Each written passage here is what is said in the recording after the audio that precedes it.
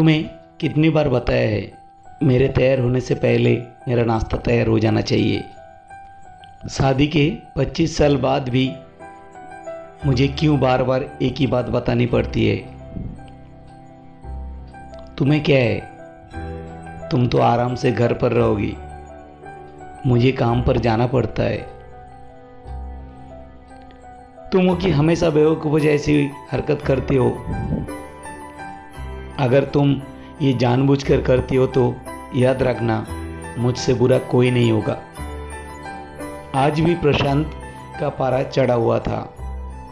इन कई शब्दों में अपना गुस्सा उतारते हुए, गीला तौलिया कुर्सी पर फेंकते हुए प्रशांत गुस्से से लता की तरफ देखने लगा।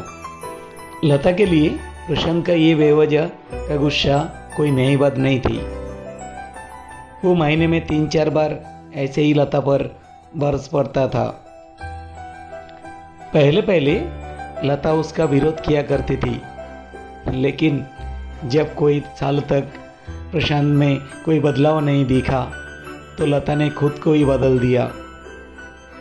अब प्रशांत के कुछ भी कहने से लता को कोई फर्क नहीं पड़ता था। प्रशांत की हर बात को चुपचाप सिर नीचे झुका के सुन लेती थी।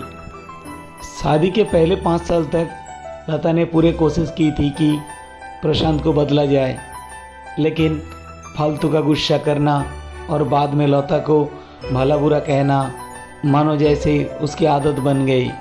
कोई भी वाद विवाद होता तो प्रशांत सीधा लता को बोल देता, अगर मैं तुम्हें अच्छा नहीं लगता तो क्यों नहीं चली जाती अपने मायके, क्यों रहती हो मेरे साथ। इतना सब कुछ होने के बावजूद लता प्रशांत के साथ रहती थी, क्योंकि उसे अपनी बेटी की फिक्र थी। और वो जाती भी तो कहाँ, अपने बूढ़े हो चुके माँ बाप को इस उम्र में परेशान करना वो नहीं चाहती थी। समाज और लोग क्या कहेंगे, ये भी तो उसे देखना था।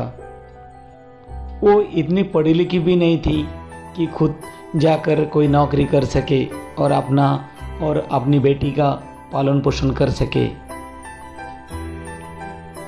लता को अब अपनी फिक्र नहीं थी, उसको फिक्र थी तो अपना शादी लायक हो चुकी बेटी की। लता नहीं चाहती थी कि पति पत्नी के झगड़े की वजह से काव्या डिस्टर्ब हो। काव्या को पढ़ाई पूरी हो चुकी थी, उसके लिए अब शादी के रिश्ते आने लगे थे। कई रिश्तों को काव्या ठुकरा चुकी थी। 2-3 महीने बाद एक अच्छा रिश्ता आया। रिश्तेदारों और पहचान के लोगों ने भी लड़के के बहुत गुणगान किए थे। प्रशांत एक शाम अपनी बेटी के पास बैठकर उसे बताने लगा, काव्या बहुत अच्छा लड़का है, पढ़ा लिखा है, बड़ा घर है, बहुत अच्छी नौकरी है। ऐसे रिश्ते बार बार नहीं आते बेटा, इस बार मना मत करना। काव्या अपने पिता से ज़्यादा बात नहीं करती थी, शायद डरती थी या शायद नफरत करती थी। लेकिन आज वो अपनी पूरी हिम्मत इकट्ठा कर बोली, मुझे अभी शादी नहीं करना है पापा, मैं नौकरी करना चाहती हूँ, खुद अपने पैरों पर खड़ी होना चाहती हूँ। हाँ तो उसमें क्या बड़ी बात है, मैंने लड़के से बात की है, वो तुम्हें किसी बात के लिए नहीं रोकेगा। तुम शादी के बाद भी नौकरी कर सकती हो, वो तुम्हें नौकरी के लिए परमिशन दे देगा। प्रशांत बोला, मेरा नौकरी करना या ना करना उसकी परमिशन पर क्यों डिपेंड करेगा पापा? काव्या ने पूछा। मैं कह रहा हूं ना, तुम्हें किसी भी चीज की कमी नहीं होगी हुआ। ऐसे रिश्ते बार बार नहीं आते, इसे ठुकरा मत, बहुत खुश रहोगे तुम हुआ। प्रशांत बोला।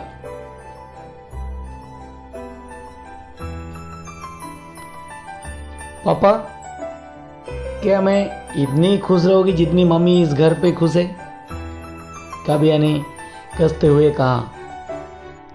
आज तुम्हारी जवान कुछ ज़्यादा नहीं चल रही? प्रशांत गुस्से से आंखें बड़ी करते हुए बोला। पापा मुझे शादी नहीं करनी है, क्योंकि शादी के बाद अगर वो लड़का आपके जैसा निकला तो मैं क्या करूँगी। मुझे आपके जैसा जीवन साथी नहीं चाहिए जो बिना बात पे मुझ पर हमेशा चिल्लाए। मुझे कुछ भी अपनी पसंद का लेना हो तो 10 बार सोचना पड़े, कहीं वो नाराज़ ना हो जाए। मेरी तबीयत कैसी भी हो उससे परवाह ना हो। रोटी थोड़ी सी मोटी बन जाए तो घर सर पर उठा ले। उसके चेकबुक ना मिले तो भी मेरा ही दोस्त निकले, और हर छोटी मोटी बात पर मुझे मायके जाने के लिए कहे। काबिया ने अपना दिल खाली करके पापा से सब कुछ कह दिया। प्रशांत का गुस्सा 7वें आसमान पर था, लेकिन उसके मुंह से एक भी शब्द नहीं फूट रहा था। वो काबिया की बातें सुन रहा था। काबिया इतना ही बोलकर चुप नहीं हुए। आज पहली बार वो अपने पापा के सामने इतना कुछ बोल रहे थे। पापा, अपने माँ के साथ हमेशा गलत व्यवहार किया है। आप अपने ऑफिस का गुस्सा बिना सोचे समझे माँ पर उतारे देते थे। कभी इस बात की परवाह भी नहीं की कि उन्हें कैसा लगता होगा। आपकी बातें सुन सुन माँ ने अपना स्वाभिमान भूल गया। प्रशांत आज पहली बार अपने किए बर्ताव को महसूस कर रहा था। वो इतना ही बोल पाया, जो तुम्हारा मन है वो करो, मैं तो इतना बुरा हूँ ना। काबिया ने प्रशांत का हाथ पकड़ा और बोली, पापा मुझे सिर्फ एक सवाल का जवाब दे दो।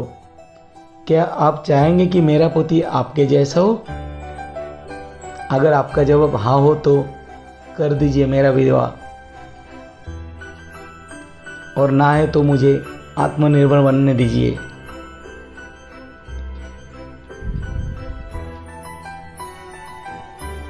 प्रशांत कुछ भी ना बोल पाया और वहाँ से चुपचाप बाहर चला गया।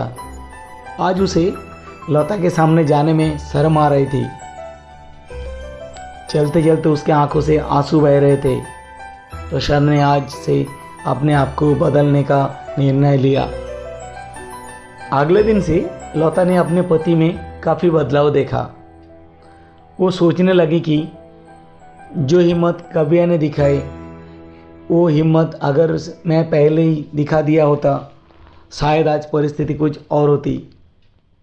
अब काबिया पढ़ लिख कर अच्छी नौकरी करने लगी थी, और 3 साल बाद उसके लिए एक अच्छा रिश्ता आया। और उसके विदाई पर प्रशांत बोला, बेटा तू हमेशा खुश रहेगी, क्योंकि तेरा पति मेरे जैसा नहीं है। प्रशांत की ये बात सुनकर लता और काबिया की आंखों में आंसू बहने लगे। हमारे समाज में औरतों को भले ही देवी का दर्जा दिया जाता है, लेकिन वो स्वतंत्रता नहीं दी जाती है जो उन्हें देनी चाहिए। उन्हें बचपन से ही बताया जाता है कि वो पराया धन है।